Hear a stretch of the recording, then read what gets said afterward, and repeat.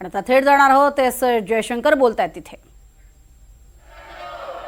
Sir, it is also imperative that the sovereignty and territorial integrity of all states in the region be respected.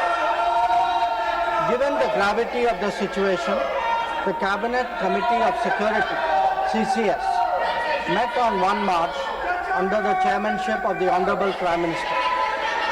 It was briefed on the airstrikes in Iran and the subsequent attacks in several Gulf countries. The CCS was concerned over the safety and security of the Indian community in the region.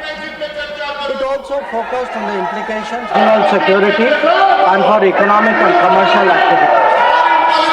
The committee was apprised of difficulties faced by Indian travelers transiting the region and by students appearing for scheduled examinations in these countries.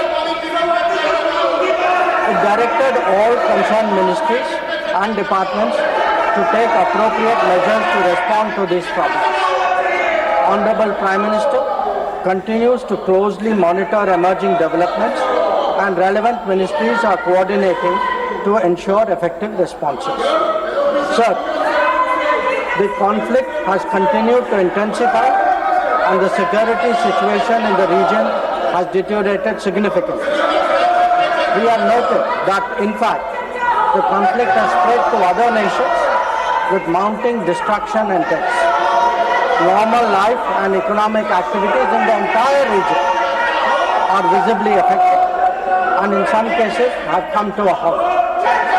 We therefore reiterated our call on 3 March for dialogue and diplomacy and spoke up for an early end to the conflict. I am confident, Chairman Sir, that the House joins me in expressing our sorrow at the loss of lives. Honorable Chairman Sir, while any development that negatively impacts peace and security in the world is deeply troubling, this ongoing conflict is an issue of particular concern for India. We are a neighboring region and understandably have obvious stakes that West Asia remains stable and peaceful. There are almost 1 crore Indian citizens who live and work in the Gulf nations. In Iran too, there are a few thousand Indians who are there for study or for employment. The region is key to our energy security and includes many important suppliers of oil and gas. Chairman Sir, the Gulf is also a major trade partner, accounting for almost $200 billion annually. The House is also aware that in the last decade, there has been significant investments from the region into the Indian economy. Therefore, serious supply chain disruptions and climate of instability that we perceive are serious issues. Furthermore, these include attacks on merchant shipping, where Indian nationals often constitute a large proportion of the crews. We have sadly already lost 2 Indian mariners and 1 remains missing in such incidents. I know that the House joins me in condoning their deaths. Honorable Chairman Sir, Government has been assessing the situation in West Asia continuously since the 12-day war in June 2025. We noted the indications of growing tension and cautioned the Indian community in Iran accordingly. On 5 January 2026, Indian nationals were advised by the Ministry of External Affairs to avoid non-essential travel to Iran. Those already resident there were urged to register with the embassy, exercise due caution, and monitor the embassy website and social media handles. A second advisory was issued on 14 January, reiterating this advice to avoid travel in even stronger terms. The Directorate General of Shipping, Mumbai, in parallel, issued its own advisory on 14 January for Indian seafarers, asking them to follow embassy advisories and avoid unnecessary movement ashore. Recruitment and shipping companies were asked not to deploy or send Indian seafarers to Iraq. Sir, Reflecting our assessment of the evolving situation, the Indian Embassy in Tehran issued another advisory on 14 February urging Indian nationals, including students, pilgrims, business persons and tourists, to leave Iran by all available means of transport, including commercial flights. They were asked to contact the embassy for any assistance and provided with 24/7 helplines. This was again reiterated in strong terms through another advisory on 23 February. Some heeded these advisories and have left the country. However, many others have disregarded them and remain in Iran. We are also in touch with our fishermen who operate out of Iran. This was the situation till 28 February 2020. Once the conflict commenced, the Indian Embassy has facilitated the relocation of several Indian students in Tehran to places outside Tehran. An advisory update with emergency contact helplines was issued on 3 March. Similarly, facilitation was extended to pilgrims for their internal movement. Indian nationals who were in Iran for business reasons were assisted to cross over to Armenia and return home. The embassy in Tehran remains fully operational, in fact, on the highest alert. They are totally committed to supporting the Indian community in this difficult moment and in assisting Indian nationals who may wish to cross international borders. Where seafarers are concerned, the Directorate General of Shipping, through an order of 2nd March, has constituted a quick response team for immediate response, coordination and support functions. This team will function on a 24/7 basis. Honorable Chairman, sir, I would like to inform the House through you that every Indian embassy in the region has similarly issued advisories. The embassy in Israel did so on 28th February and 1 March, UAE on 28th February and 5 March, Bahrain on 28th February, Qatar on 28th February, Kuwait on 28th February and 5th March, and Saudi Arabia on 20th February and 8th March, Oman on 20th February, Iraq on 20th February and 5th March. MEA has set up a dedicated special control room to monitor the situation and respond to queries from those. I'll come back to let him complete his statement. Let him complete his statement. You are not allowing him to make the statement. That is not correct. Gargaji, that is not correct. I allowed you to speak. Let him complete the statement. I will come back to you. Let him complete the statement. Please. The MEA's latest update on this was issued on 7th of March. Honorable Chairman, sir, our diplomats have also worked hard to assist stranded transit passengers in hubs like Dubai, Doha and Abu Dhabi. They have facilitated international border crossings for Indian nationals, including from UAE to Oman and from Qatar, Kuwait and Bahrain to Saudi Arabia.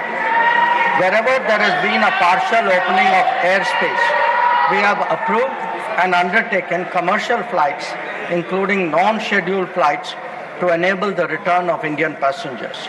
Our estimate is that as of yesterday, almost 67,000 of our nationals have done so. Sir, I also saw, today I was informed of a handout information put out by the Ministry of Civil Aviation, and this tells us of the efforts government is making. Yesterday there were 15 inbound flights operated by Indian carriers which arrived in India. On the 7th. On the 8th there were 49 flights and on the 9th there are 50 flights. So I want to assure the House that every effort is being made that those who are stuck in the region, those who are transit passengers who are there, those who need to come back urgently from this region, we are making every effort for them to do so. Chairman, sir, throughout this period, government maintained close contact with relevant countries. Honorable Prime Minister himself has spoken to the President of UAE, the Emir of Qatar, the Crown Prince of Saudi Arabia, the Crown Prince of Kuwait, the King of Bahrain, the Sultan of Oman, the King of Jordan, and the Prime Minister of Israel. In each case, we received assurances that the well-being of the Indian community would be a priority for the host government. I have similarly been in close touch with my counterparts in these countries. Insofar as the United States is concerned, we have maintained regular contacts through diplomatic channels. While attempts have been made, contacts with Iran at the leadership level are obviously difficult at this time. I have, however, spoken to Foreign Minister Arakchi on 28 February and 5 March 2026. We will continue these high-level conversations in the coming days. Sir, the House will also be interested in the issue of an Iranian vessel that is currently docked in Kochi. The Iranian side had requested permission on 28 February for 3 ships in the region to dock at our ports. This was accorded on 1 March. IRIS Lavan actually docked on 4th March in Kochi. The crew is currently in Indian naval facilities. We believe that this was the right thing to do, and the Iranian foreign minister has expressed his country's thanks for this human gesture. Honorable Chairman, sir, in view of the implications of this conflict for our energy security, I also seek to address that particular concern. Government remains committed to ensuring that fully, taking into account availability, costs, and risks of the energy markets. For us, the interests of the Indian consumer has and will always be the overriding priority. Where required, Indian diplomacy has supported the endeavors of our energy enterprises in this volatile situation. Honorable Chairman, sir, let me conclude by highlighting the 3 guiding factors of our approach. 1. India is in favor of peace and urges a return to dialogue and diplomacy. We advocate de-escalation, restraint, and ensuring the safety of civilians. 2. The well-being and security of the Indian community in the region is our priority. We will continue to work with the governments of the region towards that end. And 3. Our national interest, including energy security and trade flows, will always be paramount. I'm confident, sir, that the government has the full support of this august House on this matter. I thank you. Now, Honorable Leader of the House. आदरणीय